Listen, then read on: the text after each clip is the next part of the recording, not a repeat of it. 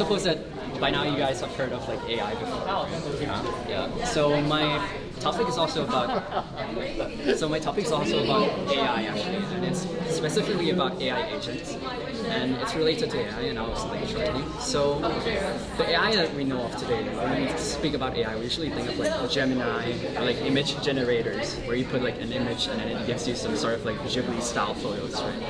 But those kind of AIs are like limited actually, because for example, if you want to do some research, so you ask Gemini to do some research on a topic, Gemini can answer that question, but the answer is based solely on like the data that they're trained on, and it cannot really do anything much more than that. It may want to like help you find newer research topics, but they don't have the capabilities to do so.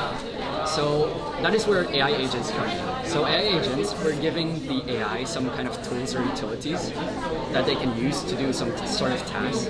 And we also give them some sort of instructions so that they're specialized in specific tasks. And basically an AI agent is more of like a system, not just like an AI, basically. And I will give you like another example so that it's a bit clearer. So let's say that we want to travel cheap somewhere in the world, because everyone wants to travel on a budget, right? So to travel, you have to do a lot of research of like when to go and where to go in order to like cover all of the travel spots in one visit, because some places are seasonal, so you don't want to like go many times. You want to cover all the places at once. So instead of doing all those labors yourself, you can use AI agents by giving like an AI some instructions, maybe for them to go through a list of websites that you have, and it can go find you like a prime date to go on, maybe like a range of dates, and it will give you that information back to you. So that's one of the AI agents. And now you want to book the flight to go to that place, right? So instead of finding the flights yourself, you can also ask the AI agent, build an AI agent to help you find like the cheapest flight to go to that place on a specific date. So now you have two AI agents, and you can also add on to that AI agent. So if you're lazy to book the flight yourself, you can give our AI agent some kind of functionalities so that they can book the flight themselves and just tell you once the flight is booked. And that is like two powerful AI agents. And if you're still lazy, you don't want to like handle all the information, like passing the information from the first AI agent to the second agent, you can create another AI agent to supervise the whole process. So now you just have to communicate through one AI agent and tell them like, I want to go to, say, Turkey, and then they will supervise the process between the first agent and the second agent, and just let you know once the flight is booked. Like once you start building on this, it starts to become like a bigger system. And that is basically a thing that some people call like AI automation or like AI orchestration. And it is like a very powerful tool basically, because it can help automate your daily tasks or tasks that you are lazy to do, basically. And a lot of industries are actually starting to incorporate AI agents or AI automation into their work. Like some people uses it for digital content generation, or they can also use it for customer service purposes.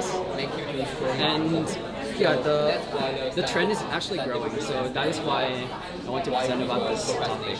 That is pretty much the summary of the deadline is approaching. Our body will release the source code journaling and course.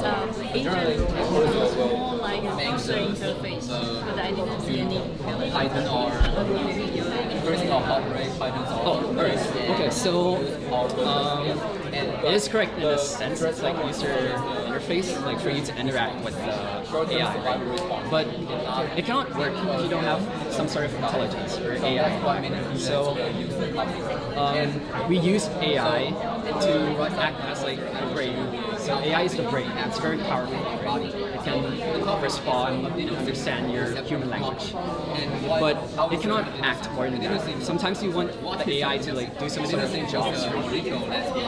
So that's why you give them the agentic behavior, like giving it a body, giving the brain a body, and the body is the tools or like instructions that the AI can utilize to do that task that they are made to be an expert. User attention and reward. And third, the it will susceptible to some influence.